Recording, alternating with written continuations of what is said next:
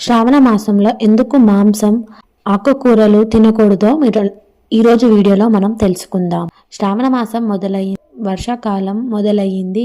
వానలు పడుతున్నాయి. పొలాలలో నీళ్లతో నిండిపోయాయి. గాలి తడితడిగా ఉంది.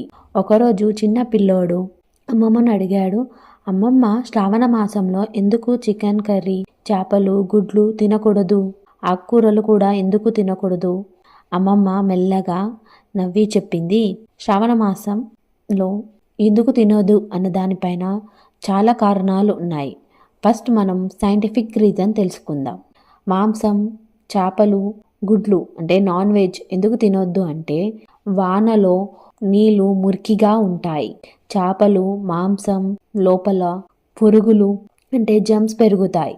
వాటిని తింటే కడుపు నొప్పి, విరోచనాలు, టైఫాయిడ్ లాంటి వ్యాధులు వస్తాయి. ఆకుకూరలలో వర్షాలు పడి మట్టి నీళ్లు మొక్కల దగ్గరకు చేరుతాయి, వర్షం నీళ్లు. అందువలన ఆకుల మీద చిన్న చిన్న పురుగులు అంటే జమ్స్ చేరుతాయి.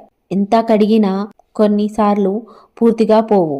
వాటిని తింటే చర్మ సమస్యలు, కడుపు సమస్యలు వస్తాయి. ఇంకొకటి, సాంప్రదాయం ఆచారం ప్రకారంగా అయితేనేమో శ్రావణ మాసంలో శివునికి, గౌరీదేవి ఈ నెలలో చాలా పూజలు, వ్రతాలు చేస్తారు.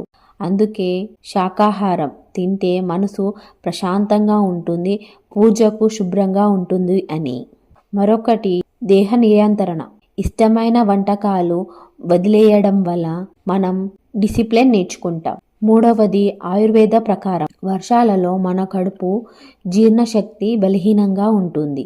అప్పుడే మాంసం లాంటి బరువైన ఆహారాలు తింటే జీర్ణం కష్టం. తేలిక శాకాహారం శరీరానికి మంచిది. పిల్లవాడు, అమ్మమ్మ, అంటే ఇది దేవుడి మాట మాత్రమే కాదు, మన ఆరోగ్యం కోసం కూడా కదా?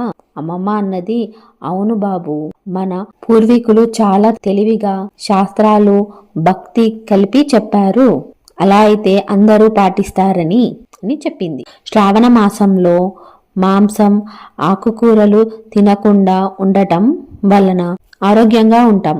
ప్రజలు భక్తితో పూజలు, ప్రకృతి నియమానికి గౌరవం ఇస్తాం. మీకు ఈ వీడియో నచ్చితే గనుక లైక్ చేయండి, షేర్ చేయండి మరియు సబ్స్క్రైబ్ చేయండి. లేటెస్ట్ వీడియో నోటిఫికేషన్స్ కోసం బెల్ ఐకాన్ క్లిక్ చేయడం మర్చిపోకండి. Thank you.